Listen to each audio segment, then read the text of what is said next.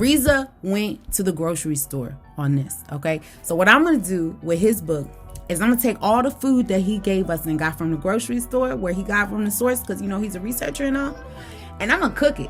You know what I'm saying? Welcome to my kitchen. This is Khadijah Tou Tou, Snatching Your Mindset. We about to cook some food up in here. Are you ready?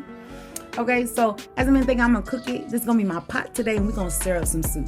So you're probably thinking like, how? This is my third time reading through Rizza Islam's book. Like, look at it. Like, it is absolutely all tore up. So today what I wanted to focus on is the chapter that specifically talks about mental health and mental illnesses, because today is Mental Health Day, and it's totally important that we understand what mental health is, why it's important, and that's what we do on Snatching Your Mindset, right? So if you get a chance, grab this book, Message to the Millennials by Brother Rizza Islam. I'll make sure to drop it down in the description for you guys, to the link to his site and where you can get the book and everything.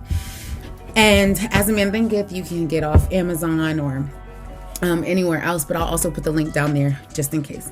So just in case you haven't read either book, I'm going to go ahead and break this book down. So this book, it says, in August of 2017, the United States government, the FBI classified Black people who are passionate about who they are, their culture, their history, their identity as being BIEs, or Black identity extremists. Being a community activist, educator, humanitarian for nearly 15 years, Rizza Islam argues that it is not the Black identity extremists that this government is afraid of, it is the Black intellectual extremists. This book exposes the plot, agenda, targeting of the Black intellect, and an apparent resurrection of COINTELPRO in modern day times. This book is absolutely phenomenal. Okay, so let's go through this. So I'm going to read a few things. I'm going to read it, I'm explaining it, etc., okay? So mental health is the same as every other form of health, and it should be managed, it should be taken care of, it should be balanced. So balance, management, taking care of. How are you taking care of your mental health? I know, especially for people who look like us with melanin and stuff, it's oftentimes, we don't necessarily even think about our mental health. And it's important. Our mental health is super important because it is the functionalities and who you are. Okay. It's who you are. It's your spirituality. It's your mental state, how you're thinking. Are you thinking, or are you just programmed? Right? Are you programmed to think? Who are thinking your thoughts, and how are you even controlling your thoughts? Do you have the power to do that? So that's super important.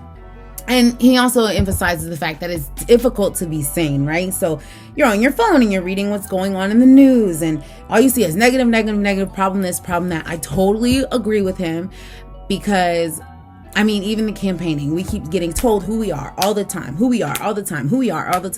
and we're never given the chance to create our own narrative of who we want to be. So I'm on page 130. So if you have the book, go ahead and follow along. If you don't have the book, this is what page 130 looks like. Okay. So as you see, I marked this book all up because, like I said, it's my third time reading it. So this is the part where I really coincided, and I really, really, really felt what he was saying. It was like he was talking to me. So it talks about a spiritual system and having a spiritual system in place. And basically, you need to have mental balance and to have spiritual balance. Okay, so if you have a strong spiritual balance, then the mental balance will naturally come. And I totally agree with that in my own life, because as you all know, I'm a Reiki healer. I've been through hypnotherapy and, getting my mental health straight. That's the whole reason why I started Snatching Your Mindset in the first place, is because it's super duper duper important that you take care of your mental space, especially for the melanated person, because we face so many different, I would say, opportunities for adversity, right? People try us, people test us all the time, and as sweet and as kind and as loving as I am, I get it too, right? But I ignore those people. I've really gained a great skill of ignoring those people. They call me, in the South, they call me a Yankee or something like that, which doesn't even bother me because I don't care. I don't know what that is. I don't care to know what it is. And it doesn't sound like a very friendly word to call someone in 2020. And it sounds a bit old. and tired. So I don't know what your intention is behind calling me that, but sure, call me what you wanted to call me. That's a reflection of you, not myself. So I keep it moving. You know what I mean? And you have to have a strong mental mindset of when people are yelling at you, people are screaming at you, people are, they're exposing themselves and how their heart is, because I'm not going to scream at you. I'm not going to yell at you. I don't care. You know what I mean? At the end of the day, you can scream and yell. You yelling and screaming at yourself. I'm just watching you. Because if I had a video camera, you would watch yourself and you would think that you look ridiculous, right? So just don't worry about the bygones, basically. And on this one part, he says racism is inseparable from the roots of psychiatry. The entire history of psychiatry, beginning with scientific conclusions that were made in the 1830s, was an effort to prove the intellectual inferiority of Black people. I totally agree with what he said, because you can't separate the two, because that's how the program was made in the first place, right? The program, racism is a system. It's a program. It's a program to weaken the mind. Okay. And going back just to this book, let's talk about what they talk about. The mind is the master. Okay, mind is the master. So it says by James Allen, As a Man Thinketh, we are made or unmade by ourselves. By our thoughts, we forge the weapons by which we can destroy ourselves. Likewise, we also fashion the tools with which we build for ourselves heavenly mansions of joy and strength and peace. By the right choice and true application of thought, we ascend to the divine perfection. By the abuse and wrong application of thought, we descend below the level of the beast. Between these two extremes, we are all grades of character. We are our own maker and master. So what he's saying is as you think and what you are, and he talks a lot about intention. He talks a lot about seeking success. Are you seeking success to help others, or are you seeking success for yourself? Are you seeking to reverse something, or are you seeking to make peace, right? It's kind of like when Mother Teresa said, I'm not going to go to an anti-war rally or a pro-war rally. I will go to a peace rally, right? I'm not going to be for or against it, but I'm going to be for my own cause, right? Why be for or against something when you can have a whole different realm, right? I don't have to be anti-war or pro-war to promote peace, right? So the central idea here is promoting peace within and for yourself. Let's keep on going. So then he goes into like different key people such as Benjamin Rush and and Samuel Cartwright. And these are just people who were just like, you have to get the book to find these people, because it's just absolutely phenomenal how much research this man has done, right? He talks about, I want to talk about two things. The first thing I want to talk about is the American Journal of Psychiatry. So according to page 132 in here, it says, so let's address the first part as Black people as descendants from savages and cannibals were ill prepared for higher civilization.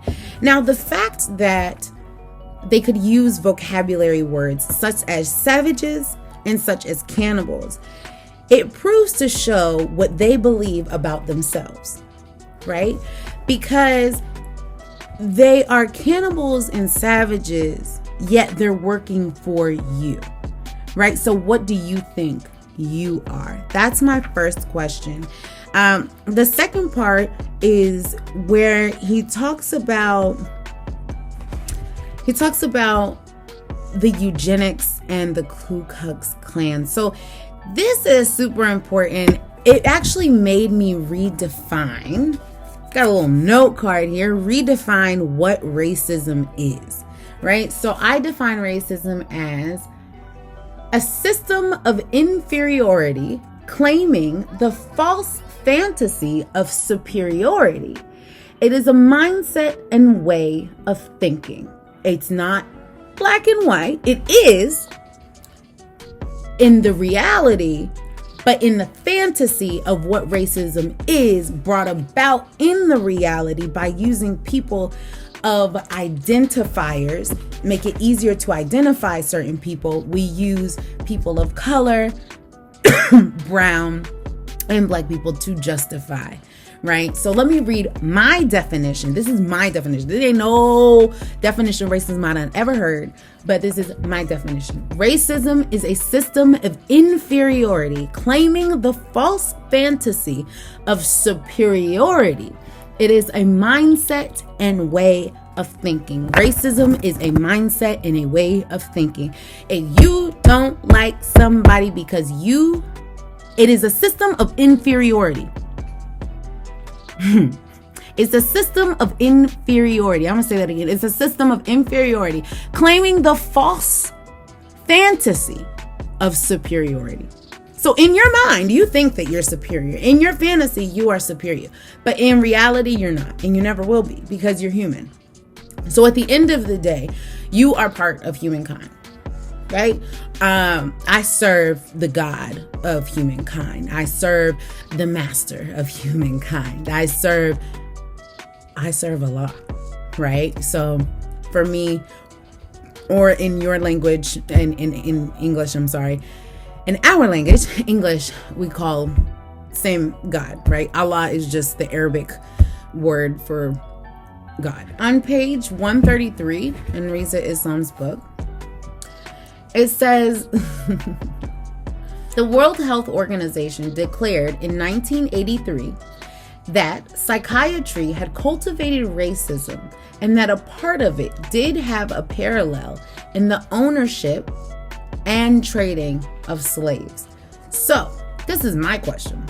If WHO declared that in 1983, why haven't people who look like me gotten their reparations yet? So, but we can just leave that alone for a second. That's just a personal question I have. But he continues on to say that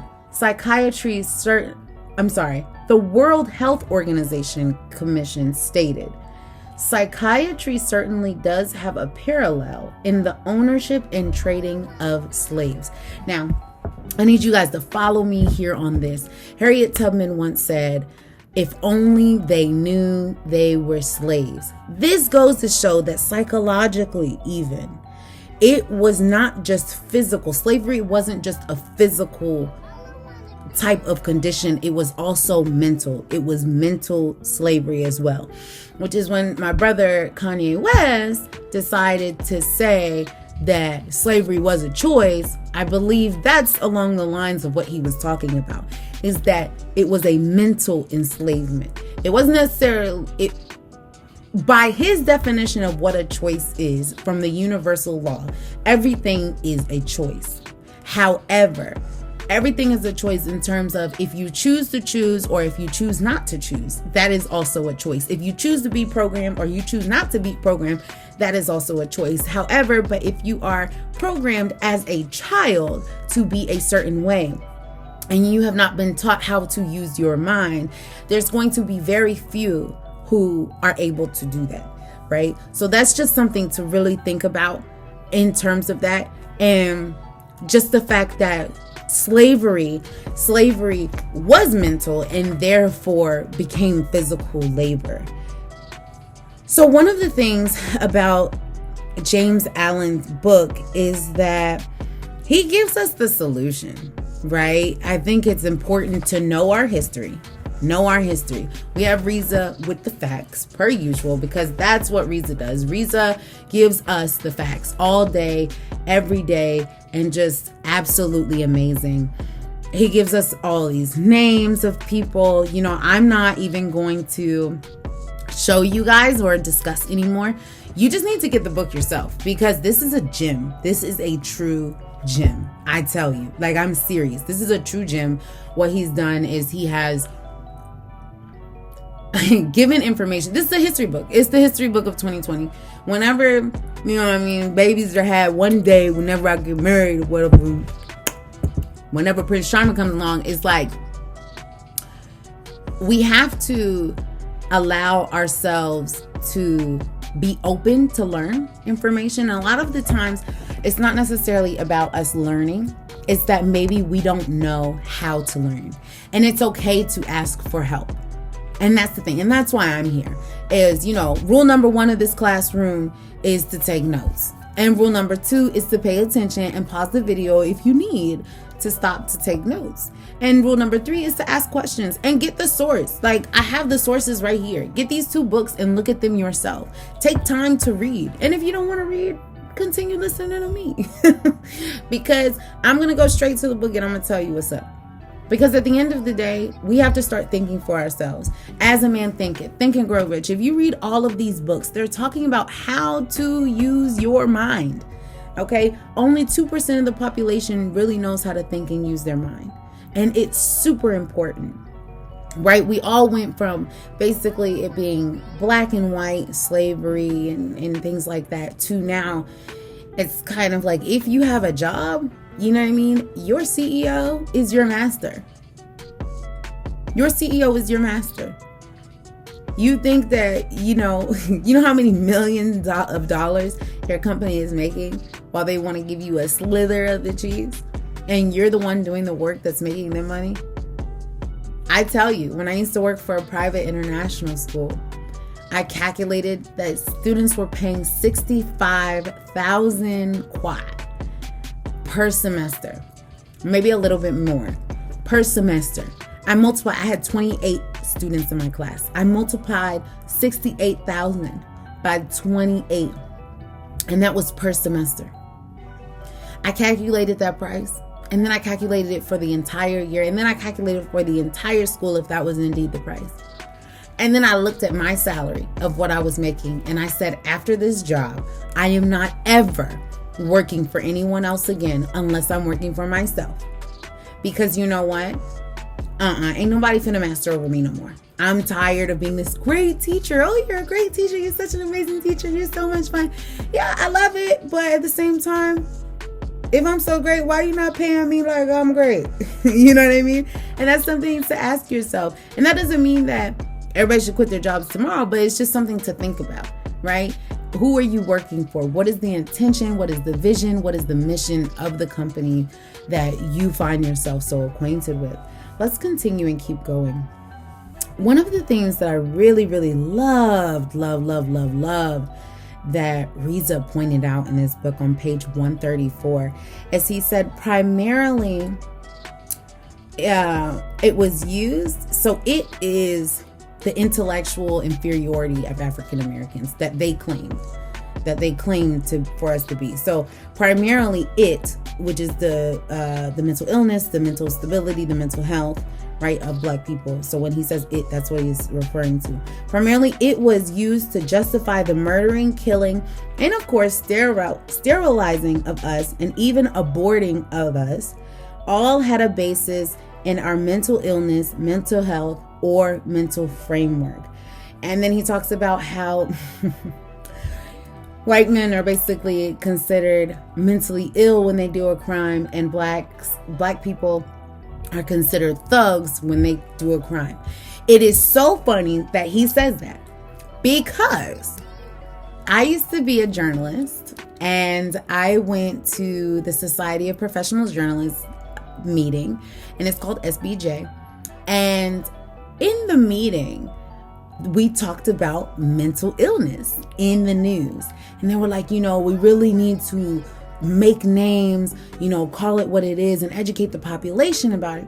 Because I remember raising my hand and I'm like, excuse me, let's cut this out right now, and everybody used to call me the female Malcolm X. And I used to be like, because I was taking African American studies. Let me tell you something. You take African American studies minor and a journalism major, ain't nobody ready for you. They don't be ready for you because they're like, stop, just shh. And I'm like, don't tell me to be quiet. Like, don't tell me to use my voice, and then when I'm using my mind, I'm being told to be quiet. That's not how that works. Anyways, we're in a meeting and they're talking about this mental illness and trying to have sympathy and all these things. And I was like, hold up. Excuse me. Hi. Yes, ma'am, you have a question? Yes, I do have a question. How is it that when white men have a crime, it's a mental illness?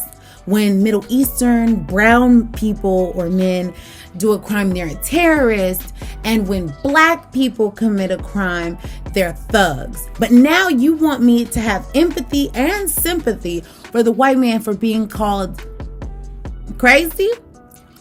But you can call someone a terrorist and a thug? Where does that make sense? I promise you, it was like, that's all you heard. It was like a pin could have dropped in that room, and everybody was silent, and everybody was like, and I was like, and even look at your panel right now. You're a bunch of white women and white men. Where's the diversity even in your panel? Why do I have to go to the National Society of Black Journalists in order to see diversity on there? It just went to show how segregated the media was in itself, right? And that was something that I did not appreciate. But they don't have an explanation for that. But it's so systemized. You know what I mean? It's so systemized that even they don't realize that they're doing it. They have no clue. They have no understanding. They have no idea of what they're doing.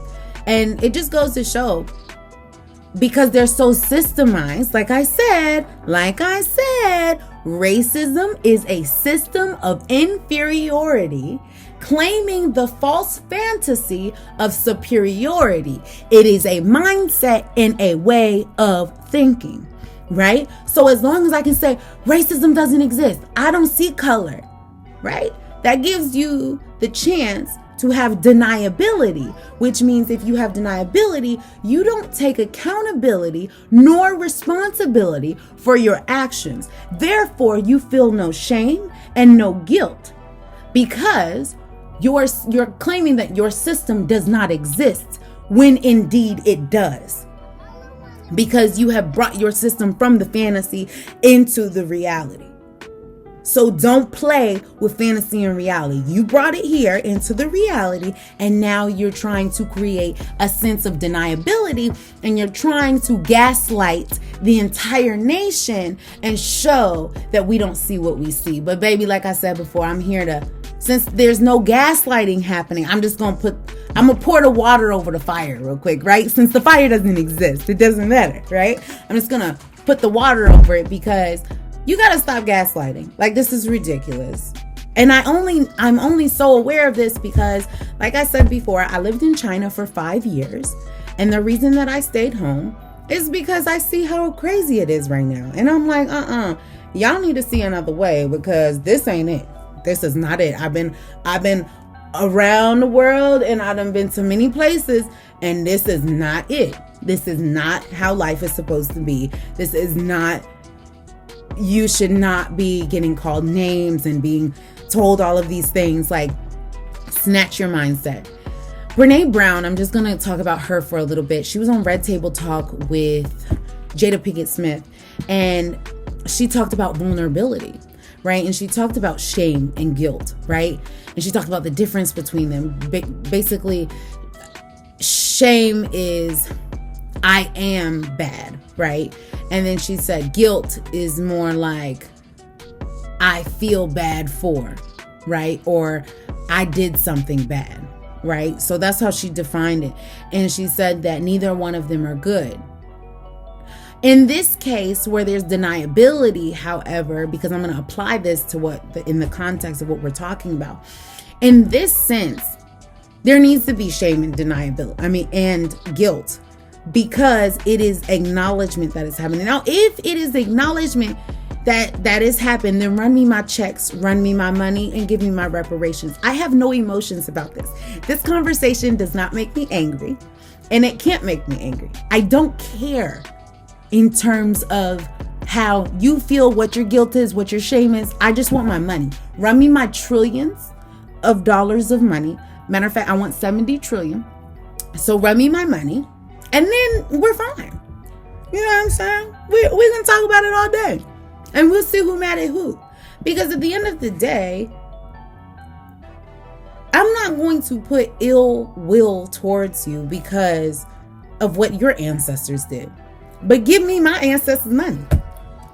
It's not, you can get nobody no 40 acres and a mule. You can get nobody no money. And then on top of that, you try to make a bill of $500 billion?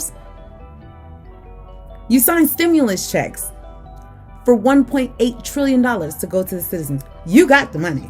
Even if it takes you, if I'm asking for 70 trillion, if it takes you $2 trillion every year to give out to us until, you done gave us all the money. But really, it's like a lifetime of debt because there's still deniability going on. You haven't admitted. Anyways, at the end, Rizza goes to say, this is why our mind has to be right. Study more, educate ourselves more, learn more. We have to contribute to build and construct mental muscles in order for us to survive. We have to be sound of mind, less drinking, less smoking, if not, no drinking and no smoking, and require this in order for our mental faculties to be as sharp as possible. Whether we are doing it for our children, our family, our community, our nation, our people, or simply ourselves. We must think about the bigger picture. And if our mind is not under control, then who is controlling it? Then, quote, think. It ain't illegal yet. End quote, Eddie Griffith. What he's talking about here in this section of the book is he's talking about how have control over your mind. And a lot of the times people say, don't drink, don't smoke, blah, blah, blah. It's not about habits. It's not about having fun. It's making sure that you are always conscientious of your mind. When you're not controlling your mind, who and what is controlling it? For example, I remember back in the day, before I became Muslim, I used to drink, and it was to the point where I would get blackout drunk. Okay. And I wouldn't remember. I would wake up and I didn't remember anything.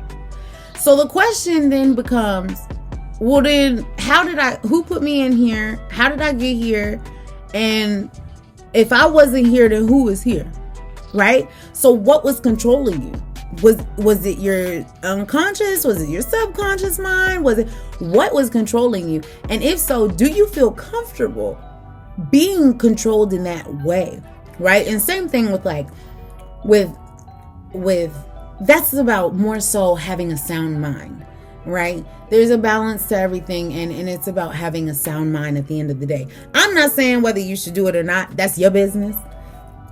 I'm not saying if you should do it or not, but I am saying in terms of mental health and mental wellness, that when you do put those kind of things into your body and have yourself in a state where you're not necessarily sober of the mind, then you do end up doing stuff that maybe you can't even explain why you did it, right? And that's super important. So I'm going to go ahead and back up what Rizza was saying with As a Man Thinketh, because this is like the ultimate mindset thought book besides Think and Go Rich and all these other books that I love. I can't wait. We're just going over one chapter. Like, both of these are one chapter, and I'm already on 30 minutes talking about Rizza's book. Okay, like, this book is so intense. My other favorite chapter is called Argue Over a Religion After We Are Free, period. And I wrote, yes, Brother Rizza, that part. Because it's so important. I'm not talking about religion. I'm not talking about none of those big controversial issues until we get our minds right. It doesn't make sense for us to be arguing about stuff when we don't even know what we're talking about. Now, let's use As a Man Thinketh by James Allen to back up some of the points. So it says, even poverty and lack of time, so this is on page 77, even poverty and lack of time and leisure are not the evils that you imagine they are. And if they hinder you in your progress, it is because you have clothed them in your own weakness. And the evil that you see in them is really yourself. So what it's basically saying is, when you feel a certain kind of way, right? When you feel irritated, mad, when somebody comes your way, it's really a time for reflection of yourself. Whether they're doing wrong or they're doing right, it's a reflection in time for yourself. So it's looking inward. It is a test over and over and over and over and over again.